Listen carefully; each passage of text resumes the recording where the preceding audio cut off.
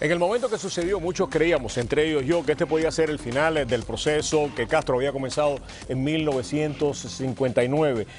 Pero lamentablemente no sucedió así. Lo que sí todo parece indicar que fue el final del proceso que dentro de la misma revolución se había estado llevando a cabo para iniciar básicamente el control de las Fuerzas Armadas sobre todos los órganos del poder en Cuba. Estoy hablando de la causa Ochoa. Hoy vamos a recordar este hecho con dos personas que tuvieron el privilegio de ver qué es lo que estaba sucediendo de una manera muy particular. Va a estar con nosotros Pablo de Cuba y va a estar también con nosotros Eugenio Yáñez. Con ambos vamos a estar analizando este tema 25 años después.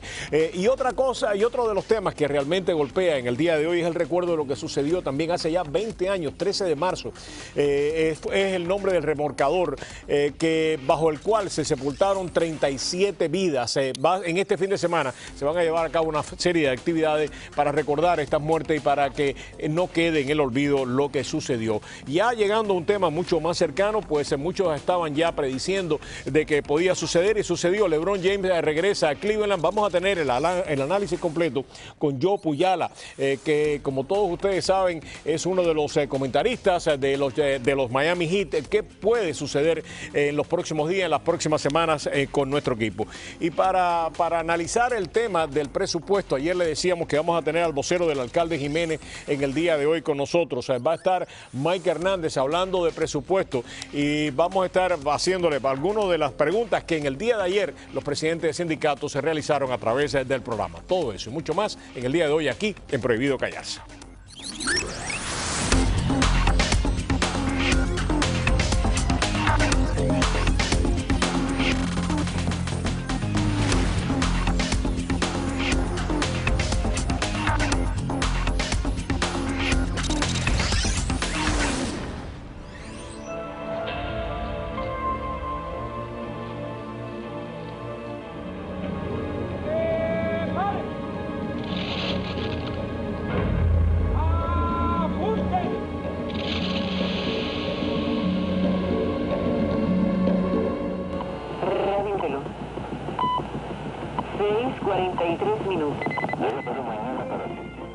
Muy buenas tardes, estimados televidentes. Con ustedes la primera emisión del Noticiero Nacional de Televisión, correspondiente a hoy jueves 13 de julio de 1989, año 31 de la Revolución.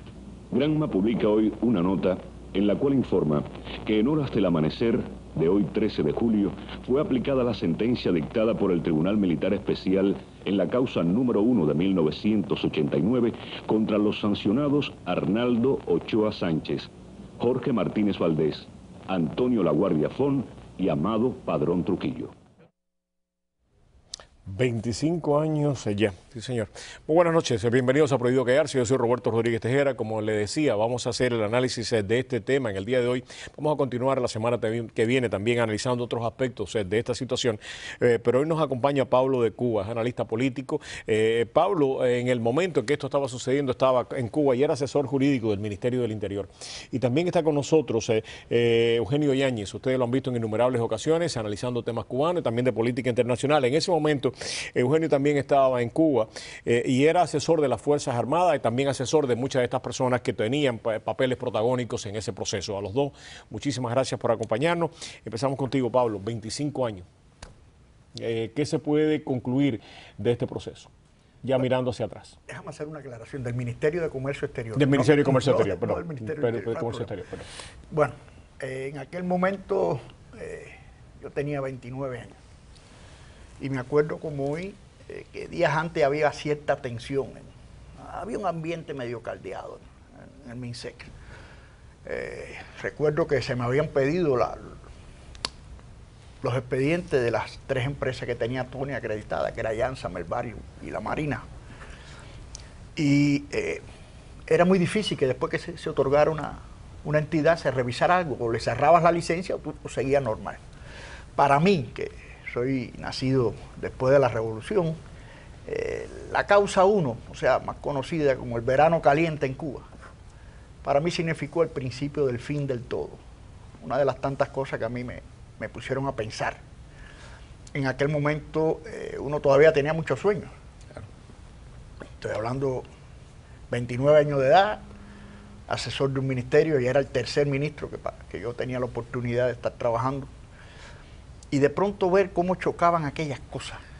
Uno tenía dos vertientes, ¿no? O decir, esto es una gran misa de escena para un fraude, o desgraciadamente estábamos viviendo de una mentira muy grande. Por cualquiera de las dos vías coincidías de que como persona tú te sentías fuera de aquella seguridad. No te niego que eso influyó en mí, en mi familia, pues, y estamos hoy aquí, claro, como en muchos de la edad y de la generación mía. La causa 1 significó, desde el punto de vista jurídico, fue aquello aberrante, fue un gran circo. Después, cuando llega el Tribunal Supremo, se arregla. Tenemos que recordar que lo fusilan, primero por narcotráfico, no hay pena de muerte en Cuba. Segundo, lo fusilan por alta traición a la patria, que tampoco se tipifica, es un delito sombrilla donde abajo se mueven muchas figuras tipificadas en un código, en este caso criminal, penal. Y por último, el Tribunal Supremo se le da el camino a aquel de actos hostiles contra terceros estados.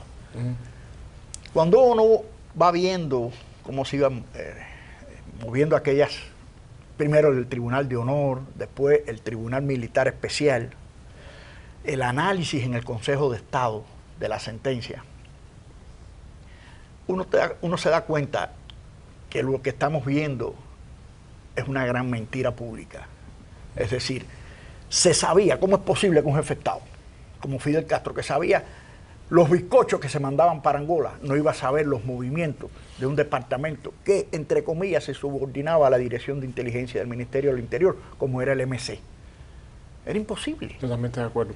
Una de las cosas que tú mencionabas hace solamente unos minutos, que yo creo que para beneficio de los televidentes, hay muchos de ustedes jóvenes que probablemente nacieron no habían nacido todavía, o eran demasiado jóvenes para saber qué es lo que estaba sucediendo en ese momento.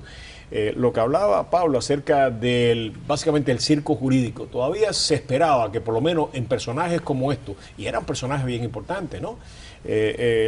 Ochoa era héroe de la revolución, Tony LaGuardia y Patricio LaGuardia eran básicamente pilares de la inteligencia cubana, y una de las cosas que defraudó muchísimo fue precisamente esto que tú mencionabas, el circo que se hizo alrededor del juicio.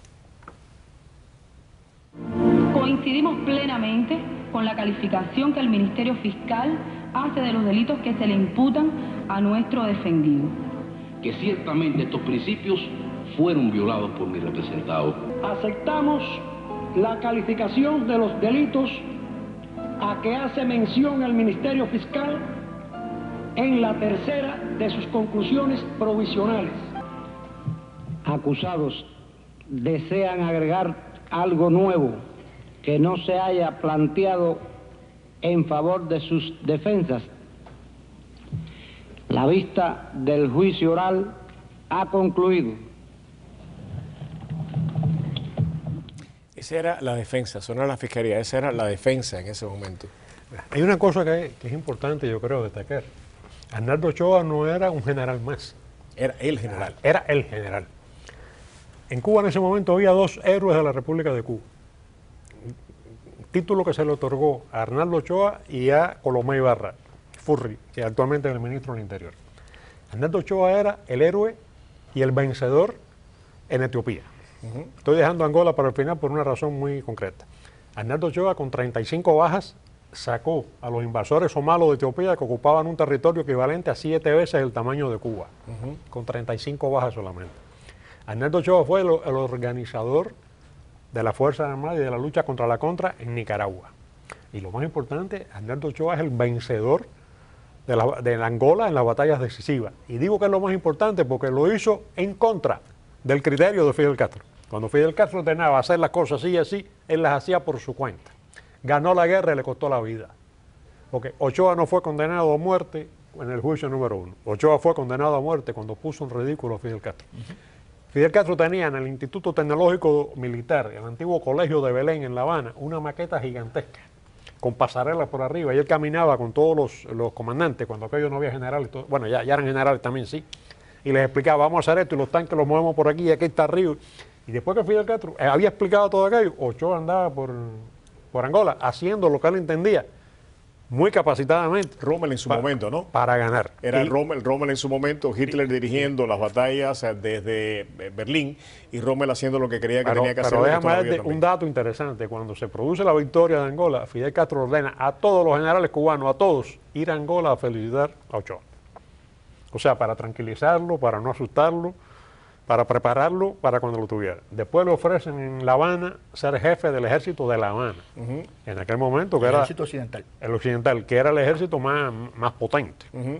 Y entonces Ochoa incluso pide que le agreguen bajo el mando del ejército de La Habana a la Marina de Guerra y la Fuerza Aérea en la zona occidental del país. O sea, cuando Fidel Castro se da cuenta del poder que puede tener Ochoa, si tiene todo eso en la mano, y sobre todo lo que más le preocupa, la popularidad y el liderazgo de Ochoa, porque era evidentemente el general. Además, los oficiales lo adoraban. Lo adoraban, naturalmente. Y entonces, desde el punto de vista de la mentalidad de Fidel Castro, había esa que eliminar. Es la razón real, pero todavía yo creo que no se ha podido encontrar la razón legal. Yo no creo que en ningún momento ese tribunal convenció a nadie de los delitos que ni él ni Tony habían cometido para merecer la pena de muerte. Por lo menos mi percepción, no sé si ustedes también tuvieron esa percepción desde dentro de Cuba. Coincido totalmente. Desde el punto de vista legal no había fundamento ninguno para fusilarlos. Había un sometimiento de ciertos actos de inteligencia, vamos a decirle así, de estar hablando con la gente del narco, el cruce entre Noriega y Fidel, que ya me dice, ya las relaciones nuestras ya son a nivel de generales, y Fidel le dice, espérate un momento que tengo otra llamada, y es cuando dice, ¿qué pasa aquí? Ahí nace realmente, se destapa todo aquello. El año 89, ese verano fue muy interesante. La causa 1, la caída del muro de Berlín, Noriega para Estados Unidos. O sea, fue un verano realmente caliente. La causa 2. De ahí se derivó la causa 2. Como usted vio, los abogados que estaban ahí en la causa 1, todos son del Ministerio del Interior. Y lo único que hicieron fue allanarse a una acusación, no había por dónde defender. Ya en la causa 2 hay abogados de la vida jurídica diaria, que son los que defienden a Brante, al de inmigración, a los que estaban involucrados, al viceministro primero, Pascual Martínez Gil, el de la aduana, inclusive hasta este hombre que creo que murió aquí en Miami, no me acuerdo ahora el nombre, el Guiro Carbonell, de EICA. Ahora, la realidad de este proceso es que uno va viendo como desde el Tribunal de Honor hasta la discusión en el Consejo de Estado se arrastra un montaje político. Es decir, tenemos que recordar que esta periodista, la esposa de Arnold Schwarzenegger, llega a Cuba con las pruebas del narcotráfico. Hay un momento en pleno juicio que uno ve una tranquilidad un poco espasmosa. Están bajo determinado efecto, no estoy hablando de que estén drogados, sino determinado efecto de tranquilidad. Ruiz Po le da una crisis. Y puede que estén también drogados. El médico lo fue a buscar y el mismo Ruiz Po dice que no, que se tranquiliza el solo. Después volvió otra vez a entrar y Escalona medio trató de modificar la solicitud de sentencia, que al final no fue así. Pero yo me acuerdo de esa nota en el periódico. Yo estaba caminando por la rampa con otro colega de la dirección jurídica y vimos esa nota en el periódico Granma. ¿Te pegó? Como una pedrada en el medio del pecho, hablándote como santiaguero. ¿Como asesor de las Fuerzas Armadas te pegó a ti? No, yo creo que desde que unos días antes salió una editorial en Granma diciendo que había que sancionar severamente los delitos que se estaban juzgando. Se estaba calzando lo ya está, como decimos, lo estaban adobando ya. Ya lo tenían preparado para meterlo al horno. Pablo podría explicar mucho mejor que yo este aspecto. El delito es incluso de acciones, actos hostiles contra un... terceros estados. Contra un estado, terceros estados. Es un delito que se aplica cuando hay actos hostiles realmente, pero porque la prensa de un país o Radio Martí te eche en público, no es un acto hostil que merezca la pena de muerte. Una de las cosas que tenemos que hacer, y la semana que viene vamos a continuar con este tema, le pediría a ustedes que nos acompañaran nuevamente, es precisamente porque se ha hablado de una conspiración. Y hay uno de los personajes que a mí, por lo menos, siempre me ha llamado la atención, la reunión que se dio en casa de Diocles Torralba, ¿no? En la causa 3. Exactamente. Y el papel que juegan todas estas personas que son mencionadas, si hay realmente connotaciones políticas, porque en ese momento estaba la perestroika y todo el mundo creía que el camino era precisamente eso. Por eso me imagino que ustedes se sintieron tan defraudados, porque pensaron de que este no es el final de un proceso, sino el principio de un proceso que realmente puede, de alguna manera... El principio de un fin. Acuérdate que la gran parte de los militares, de los altos militares en las Fuerzas Armadas, todos habían estudiado en la Unión Soviética. Y todos habían estado bajo Ochoa. El lunes continuamos con este tema. Regresamos en solamente unos segundos.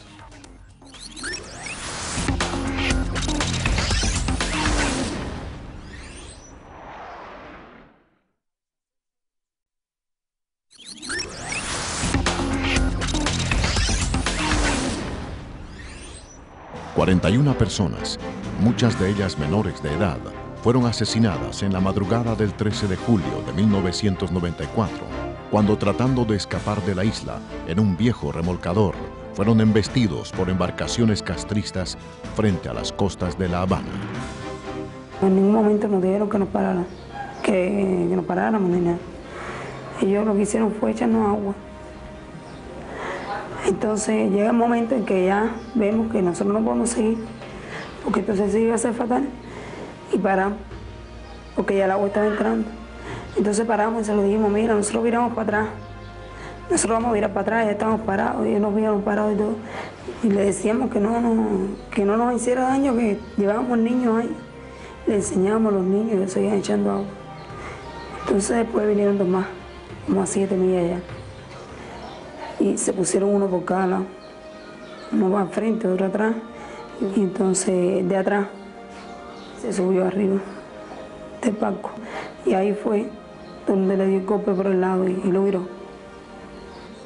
Y todos nos hundimos y el barco se hundió inmediatamente. Pero los que estábamos afuera tratamos de subir. Estaba muy profundo también. Yo llevaba al niño mío, llevaba aguantado. Y yo no lo solté. Entonces yo a subir, pero yo no sé nadar ni nada de eso. Entonces subí, pero volvía de nuevo para abajo. Entonces cuando subo, hay una mujer que estaba flotando al lado mío y me aguanté de ella y cargo al niño. Y entonces había mucho oleaje. Y entonces no.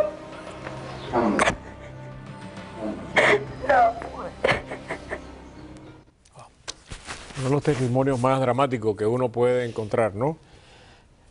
Precisamente tenemos a su padre en el día de hoy aquí, a Jorge García Mas. 20 años de este crimen horrendo, donde murieron 37 personas, 68 viajaban en este transbordador. Jorge no solamente pierde a su hijo, Joel, de 20 años, pierde a su nieto. Su hija está aquí en este momento y mañana se van a hacer una serie de actividades. Momento difícil, 20 años. ¿Qué recuerdas después de estos de 20 años? ¿Qué es lo que te viene primero a la mente, sobre todo cuando ves este video de tu hija hablando de esto? Bueno, este video a mí, y yo no me puedo adaptar a esto, me conmueve mucho este video de ella, porque realmente yo la vi en vivo ahí cuando estaban haciéndolo. Hay una cosa que viene a mi recuerdo que a 20 años de distancia, que es la despedida de mi nieto, o sea, el hijito de ella. ¿Qué edad tenía? Iba a cumplir 10 años, el 2 de agosto. Y entonces los niñitos fueron engañados, ¿no? Porque tú no le vas a decir la verdad porque no vas a resolver nada. Y es un engaño, una mentira piadosa, ¿no? Claro. Vamos a ir a un campismo, fue lo que se les dijo a los niños. Y entonces el nieto había hecho una varita de pescar con un pedazo de rama de un árbol y un nylon y un anzuelo hecho de un alambrito que lo dobló como si fuera un anzuelo. Entonces él era zurdo, ¿no? Él era zurdito. Y se para frente a mí antes de montar en el ómnibus que los llevaría a Salvamento. Me dice, papá, con la varita levantada, te voy a traer un pescado bien grande para que te lo comas. Y se me queda así mirándome, no con los labios abiertos, pero una sonrisa ancha así, esperando siempre una respuesta que yo le daba. Y entonces yo le digo, tú siempre tan amable, mi nieto. Y él me dice, tú siempre tan amable. Esa fue la despedida que tuvimos. De ahí él cogió su mochilita a la espalda y selló su compromiso conmigo de traerme un pescado. Con mi hijo sucede algo que, bueno, yo lo he analizado y yo digo, ¿cómo es posible que no me haya dado cuenta la despedida con mi hijo Joel? Mi hijo Joel nos abrazamos, él y yo, y le dije esta frase, nos vemos en la eternidad. Caramba, yo estaba ahí vaticinando una desgracia. Nos vemos en la eternidad, porque donde único puede verse en la eternidad es cuando las personas se mueren. Y nos dimos un abrazo así y él montó y se fue. Todos los que fueron transportados en ómnibus hacia el muelle Salvamento salieron de mi casa. Eran un aproximado de 30 personas. Los niñitos, la mayoría de los niñitos que murieron, estaban durmiendo en la cama mía. Wow. Es decir, a la espera que llegara el ómnibus que los transportaría. Ahí después mi mujer y yo nos acostamos con el olor que dejan los niños en las camas, porque los niños tienen un olor característico, ¿eh? Ahí nos acostamos. Claro, no pudimos dormir, estábamos muy preocupados. Aunque así te puedo asegurar, mira, ahí en la información que salió al principio, se dice que era un remolcador viejo.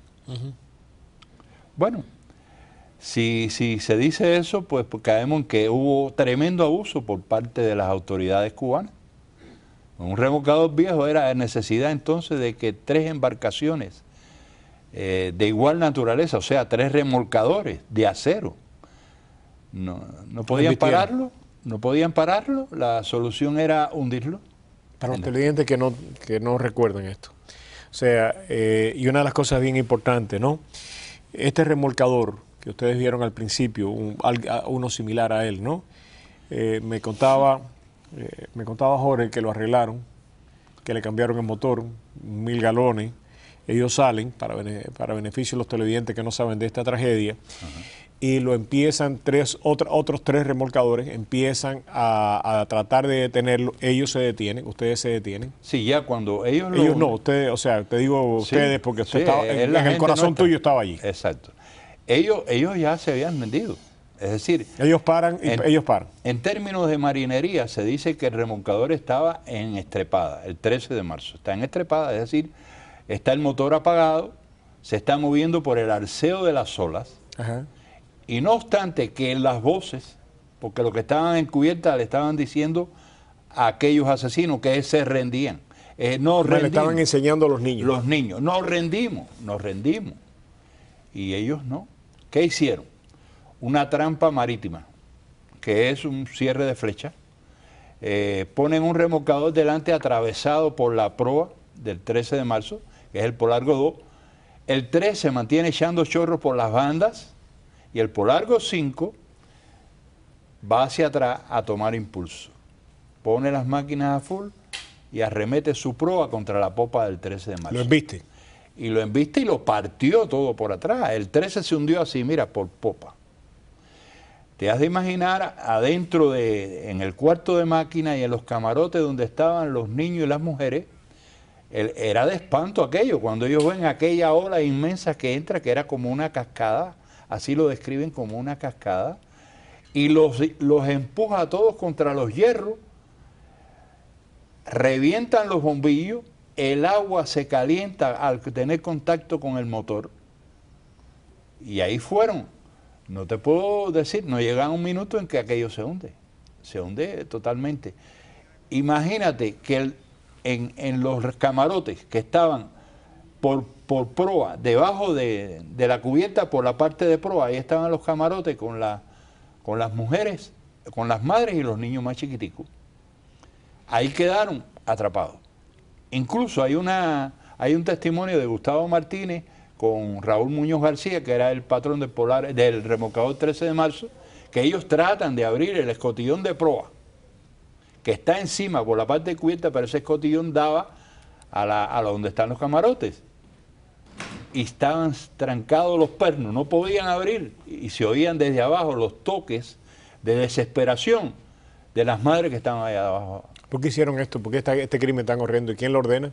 Bueno, yo pienso que lo que ya ellos quisieron dar un escarmiento tan cruel que mira cuánta gente mataron. Y no puede decirse que el régimen, la única opción que tenía era hundir el barco. No. Ellos pudieron abortar la salida.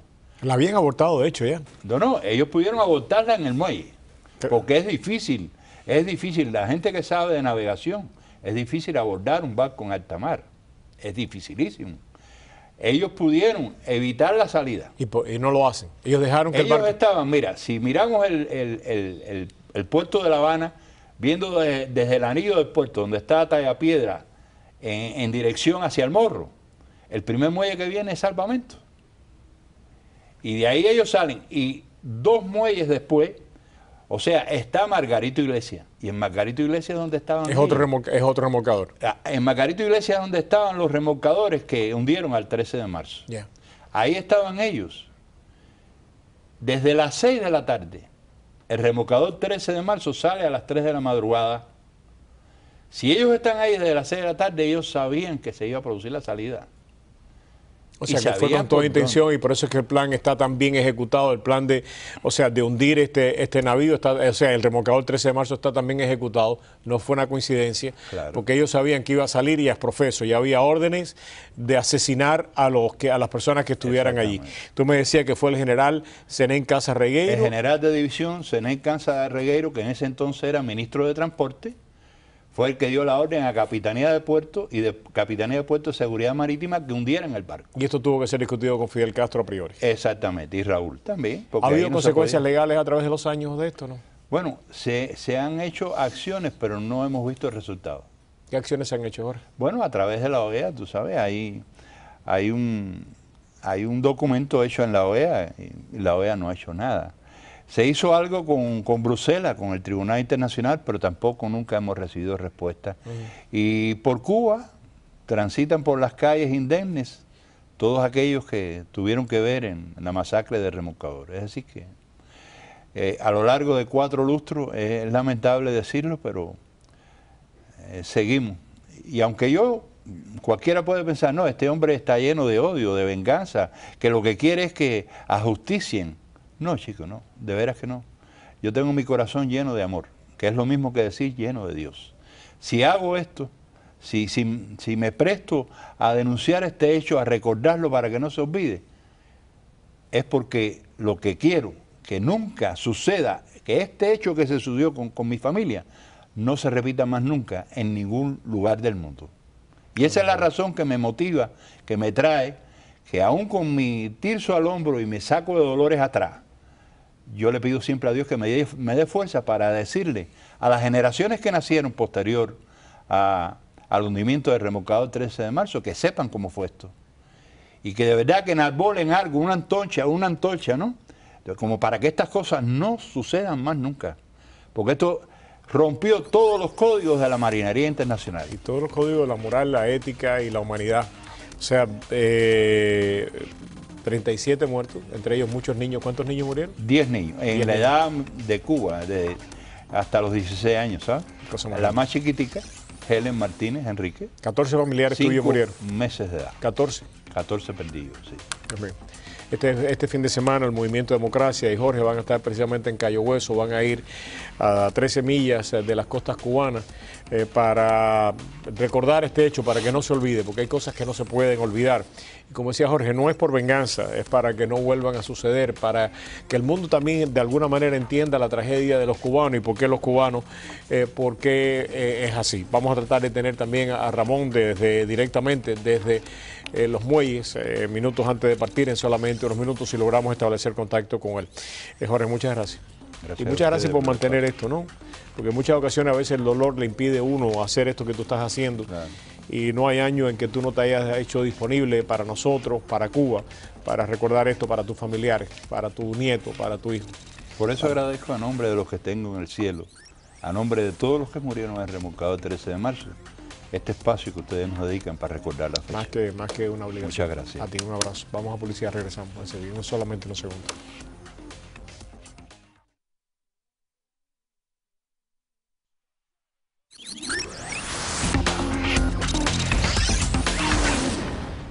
Ok, la noticia, aunque muchos la esperábamos, sin lugar a duda cayó como un cubo de agua congelada, no fría, un cubo de agua congelada.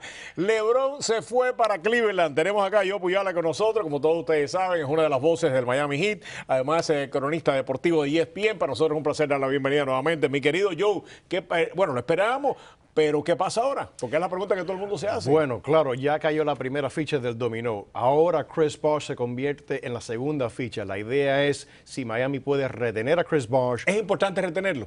Yo creo que sí, porque entonces Chris Bosh con Dwayne Wade ahora queda ese dinero disponible que se lo hubiera llevado a LeBron, que pudiera ser utilizado para firmar un Carmelo Anthony, un Trevor Ariza, Pau Gasol, Luol Deng. Hay otras piezas. Sí, hay varias piezas. Esto no es el final del Miami Heat. Ahora, si Chris Bosh se va a Houston, ya entonces cambia por completo y entonces comenzamos una transición de reestructuración, el rebuilding, como lo dicen. Ahora, también, si Bosh se va, es mucho más difícil convencer a Carmelo para que venga. No, claro, porque entonces, bueno, en este momento hay 4 jugadores en el plantel de Miami Heat bajo contrato. Norris Cole, Shabazz Napier, Josh McRoberts y Danny Granger. Ni Dwayne Wade es miembro del Miami Heat en este momento. Él sigue siendo agente libre. ¿Tú crees que Wade se puede ir? Porque Wade tenía que saber ya que LeBron se iba, ¿no? No, yo creo que Wade se queda. De una manera u otra, Wade se queda. Este ha sido su equipo. Él ha manifestado su deseo de continuar y terminar su carrera con el Miami Heat. Así que ahora para Pat Riley es a quién le busca alrededor de Dwayne Wade y qué tipo de piezas. Ahora, tenga en mente una cosa, Roberto. Pat Riley tiene un plan B, un plan C y un plan D. Esto no es el fin del mundo para la franquicia. Sí se le hace difícil al equipo y cambia la perspectiva para un campeonato para el año que viene. Pero no todo está perdido por el Ahora, si cogemos a Carmelo Anthony, cogemos a Gasol, ¿el equipo cómo queda?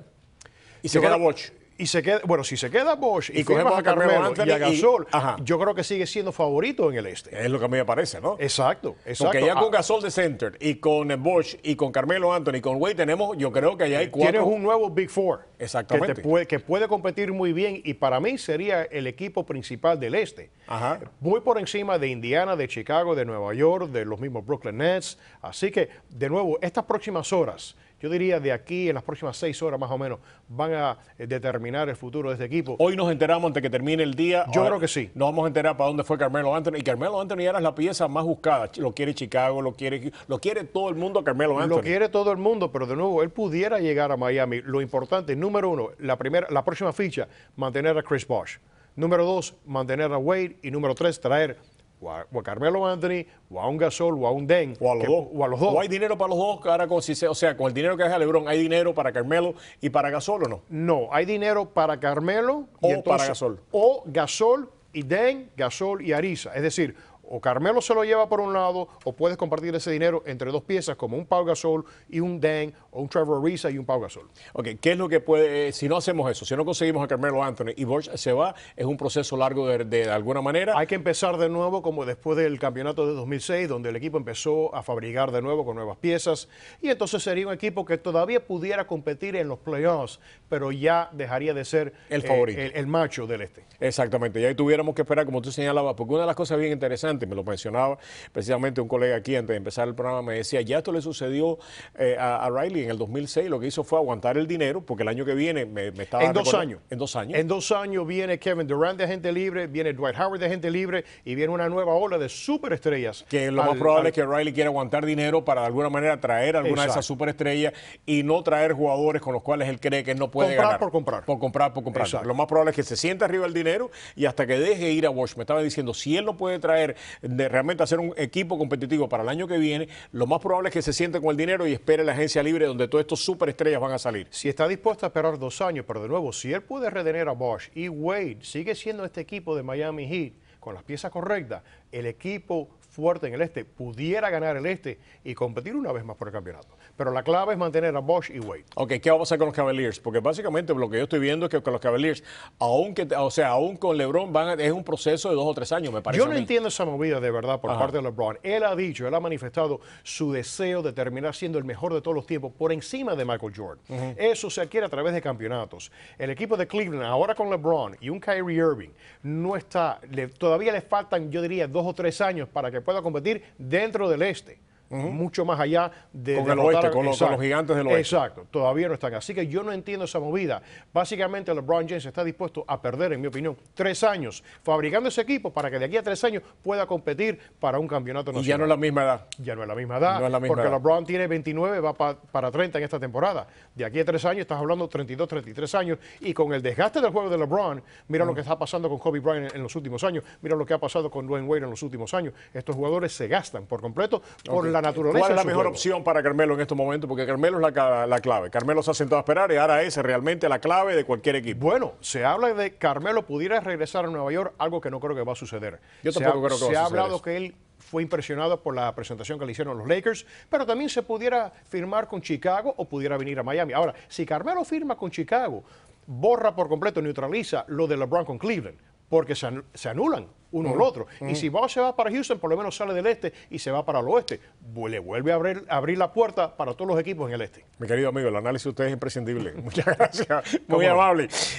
Yo Puyala, aquí en Prohibido Callarse. El lunes tenemos que de alguna manera darle seguimiento a esto, porque ya el lunes sí sabemos cómo quedaron todas las piezas, ¿no? Sí, o por lo menos en principio ya sabemos para dónde fue Carmelo, para dónde fue todo el mundo. Sí, de aquí al lunes se va a decidir. Bueno, date cuenta que Houston tiene hasta mañana, medianoche, para firmar o no lo de Chris Bosh. Ya, pues, se pone interesante. Muchísimas Stay gracias. tuned. Stay tuned. El lunes seguimos con esto. Gracias, Joe.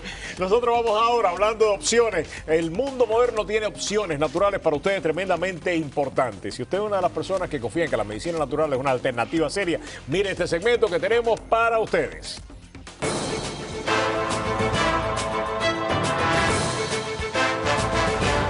Ahora sí, llegó el momento pues, de hablar de las células madres, que es el más importante avance científico en materia de medicina natural que tenemos en los últimos tiempos. Y para hacerlo, tenemos con nosotros aquí a José Aponte, que regresa a nuestro programa. José, gracias por acompañarnos. Gracias a ti, Roberto. Vamos a empezar por el principio, para beneficio de nuestros televidentes. ¿Qué son las células madres, mi querido José? Sí, así es. Las células madres son las únicas células en el cuerpo que tienen la capacidad de autorregenerarse. Por eso se les llama las células pluripotentes. Esta tiene la capacidad de convertirse en glóbulos rojos, hueso, tejido muscular y hasta en la piel. Bueno, ahora atención, porque ahora le vamos a decir para qué sirven las células madres. ¿Para qué sirven? ¿Para quién se puede beneficiar de ellas? Sí, para prevenir cualquier enfermedad y padecimientos tales como la diabetes, artritis, hipertensión, dolores musculares y falta de energía, Roberto. Mira qué bien. ¿Y cómo la pueden adquirir? ¿Qué tienen que hacer para adquirirla? A ver. Sí, llamando al número en pantalla, podemos obtener el tratamiento de Madrecel Plus. Y como te prometí, Roberto, obtendrán también el segundo mes del tratamiento totalmente gratis. No, pero eso no es suficiente. Para los televidentes de Prohibido Callarse tenemos que hacer algo especial.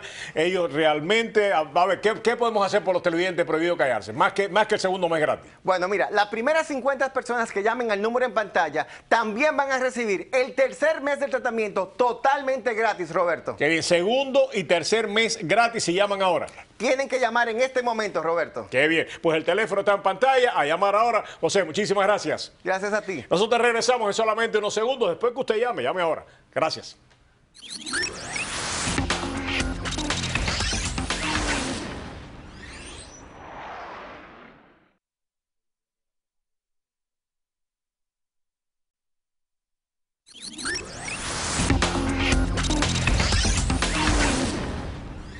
Ok, continuamos y como lo habíamos dicho ayer, pues tenemos básicamente la respuesta del alcalde Jiménez a través de su vocero, Mike Hernández, a lo que dijeron de aquí en el día de ayer los presidentes de los sindicatos que estuvieron presentes, especialmente abordando el tema de los contratos sindicales. Pero antes de pasar a eso, una noticia de última hora acaba de darla Pati Macei hace solamente unos minutos del Nuevo Herald, de que David Rivera ha puesto en suspenso su campaña. Todavía no hay detalles acerca de por qué ha hecho esto.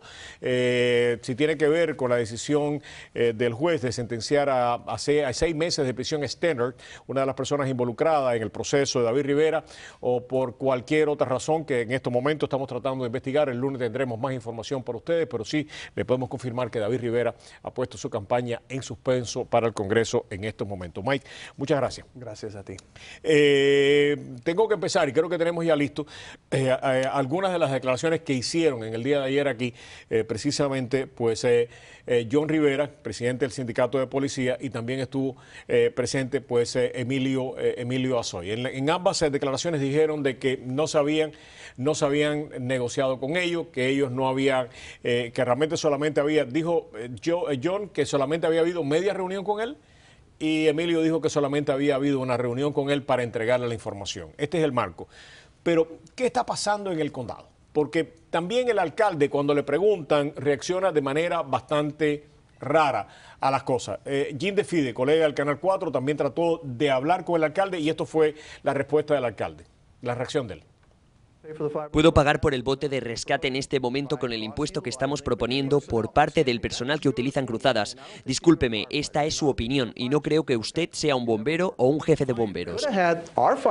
Podríamos haber tenido nuestro bote de rescate en servicio si la Unión nos hubiera dejado utilizar los miembros que están en esa zona portuaria. Es muy buena propuesta. ¿Qué tiene de malo la propuesta? Porque a ti no te gusta. ¿Es eso? ¿Esa es la razón? ¿No te gusta? ¿Por qué tiene que tratar así a Defidi? O sea, está matando al mensajero en vez del mensaje, en vez de abordar el mensaje. ¿Por qué? ¿Qué es lo que está pasando? Yo hablé con el señor Defidi antes y después de la entrevista. Mira, el alcalde Jiménez se emocionó especialmente porque él tiene 30 años de ser bombero, 9 de ellos de ser jefe de bomberos de la ciudad de Miami.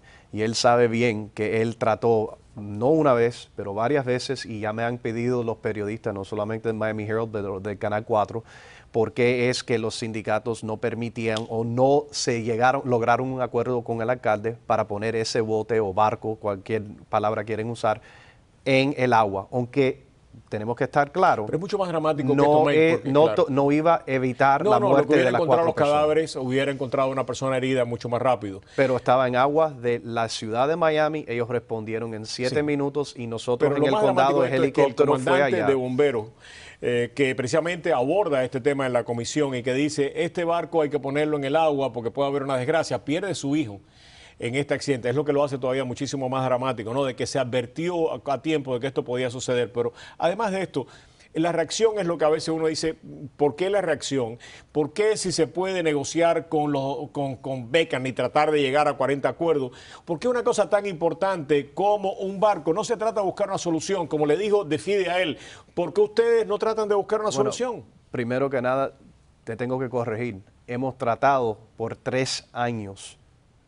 Nos sentamos, los representantes del alcalde, el alcalde, el jefe de los bomberos, el presidente del sindicato de los bomberos, antes que este señor que se llama Al Cruz, ya estaba dispuesto a negociar ese acuerdo para que el barco estuviera en las aguas del puerto de Miami. La unión, el sindicato, votó por el señor Al Cruz, que fuera el nuevo presidente, y desde ahí las negociaciones se han congelado. El alcalde Jiménez, el señor Cruz, todos ellos quieren ese barco en las aguas de la ciudad de Miami. Es que cuando el alcalde responde de la manera que responde, uno realmente lo llama a duda. Ayer también en la comisión hubo un tema que, que el comisionado Zapata terminó matando, y era asignación de los bonos que se aprueban en el 2004 para desarrollo de empresas. El alcalde pide de que se reestructure la manera que esos fondos se van a entregar. Para que sean menos de $10 millones. Exactamente. Mike, en un momento en que uno le está pidiendo a los policías que hagan sacrificio, en que el bote todavía no está en el agua, que el alcalde mande una propuesta diciendo de que vamos a darle al señor Rosen $5 millones para construir algo en Palmetto Bay, para darle otro urbanizador que acaba de vender una compañía en $1.000 millones. Habían sitios alrededor del condado que eran para la creación de empleos que todavía necesitamos, porque la tasa de desempleo en el condado Miami-Dade está por encima del 7%. Pero la ley no decía que había que hacer eso con ese dinero. La ley decía lo que había que traer era empresas grandes de afuera para desarrollo de empresas. Pero el alcalde cambia sin contar. En vez de 10 millones, 5 millones. En vez de 10 millones, puedes compartir menos de 10 millones con más empresas.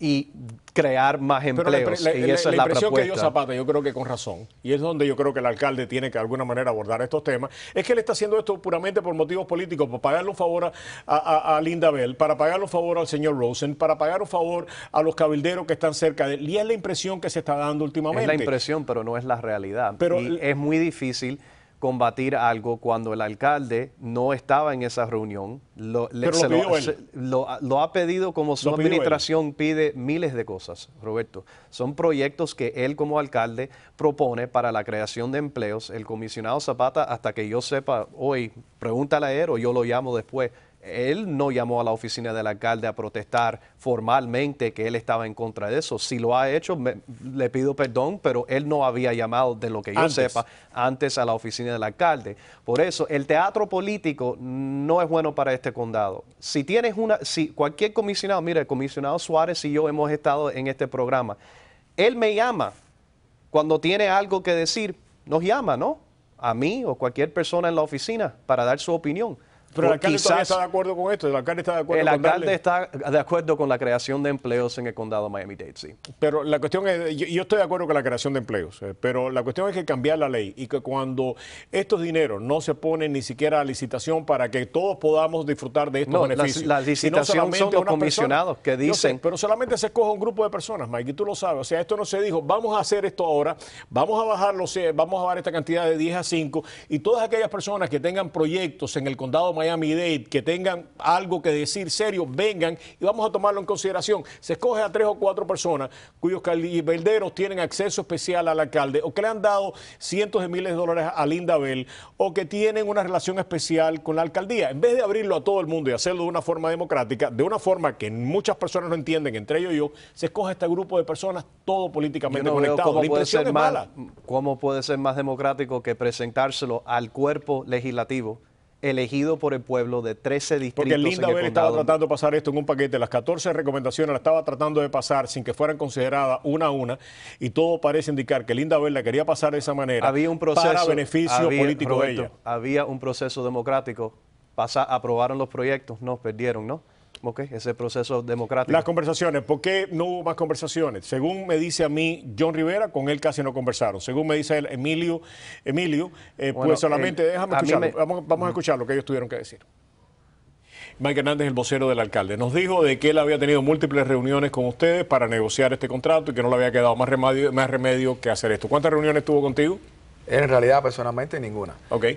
Al Chief Negotiator, que es el jefe, que él asigna para negociar, tuvimos un encuentro donde él me propuso prácticamente todo, quitar todas las cosas del contrato y por encima de eso un 10% de rebaja de salario, más todas las concesiones y todas las demás que no... o sea, para beneficio de nuestros televidentes. Porque... Okay. Con él John supuestamente no hubo ninguna y según dice Emilio, lo único que le dijeron, esto es lo que hay, acéptalo o no lo acepto. No. Lo que ha pasado, lo que ha ocurrido por más de un año, esto no es un tema que empieza desde ahora. Ha empezado desde el año pasado, antes de aprobar el presupuesto para el próximo año fiscal. El alcalde tiene un equipo de negocio. Ellos negocian por parte del alcalde y la administración con todos los sindicatos. Que ellos no estén de acuerdo con lo que ha propuesto, está bien, entonces que regresen con otra propuesta. Eso es la negociación. Con respecto al señor Rivera, que a mí personalmente me cae bien, pero para estar claro, cuando el alcalde envió su equipo a la reunión, el señor Rivera se paró y salió. Yo digo que había habido problemas, pero también representantes del sindicato de policía trataron de estar en una reunión recientemente donde el alcalde estaba hablando y tengo entendido que los votaron, que le pidieron que se fueran. Y tenemos que aclararlo de nuevo porque yo hablé personalmente con el señor Rivera por teléfono. Le dije que en la rueda de prensa del alcalde, cuando él estaba divulgando detalles de la propuesta para el presupuesto, habían solamente miembros de la prensa con credenciales. Si él me llama anteriormente, me dice, Mike, yo quiero que estas personas participen. Con mucho gusto entraron. Yo llamé al señor Rivera personalmente, a él y a su jefe de prensa, y le dije con mucho gusto en el próximo, pero no me llamaron anteriormente y no había suficiente espacio para personas que no eran de la prensa como Mira TV o cualquier cadena en inglés o en español. No vamos a bloquear acceso a ningún foro público. Ya, muchísimas gracias. Y ojalá que este dinero que se está, de alguna manera, ¿no? El alcalde entienda que es mucho mejor decir, aquí hay tanto dinero, todos los que quieran participar, vengan con una propuesta seria, la vamos a tomar en consideración. No de esta manera que nos enteramos ayer que habían 14 propuestas que habían sido escogidas por la oficina del alcalde. Puede ser que tú te enteraste ayer, pero los comisionados saben por mucho tiempo, Roberto. Pero eso no se puede advertir de un día al otro. No solamente los comisionados, los negociantes de esta ciudad que se tienen que beneficiar, porque todo parece indicar que para beneficiarse hay que tener un amigo cabildero o hay que tener un estadio de fútbol para que el alcalde le preste atención a uno. Y eso yo creo que tiene que ser abordado. Y no es correcto, por supuesto que no. Mike, un millón de gracias por venir. Regresamos con más aquí en Prohibido Quedarse.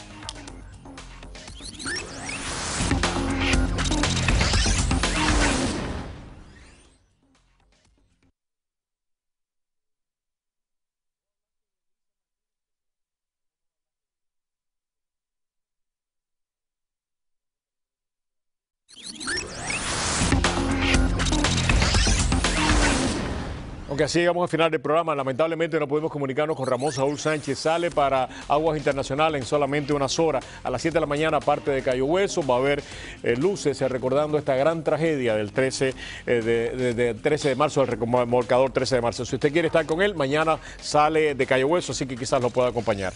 El lunes vamos a tener más esta información. A todos ustedes, muchas gracias, muy buenas noches, que Dios nos acompañe a todos. Ya María Elvira está lista para trabajar.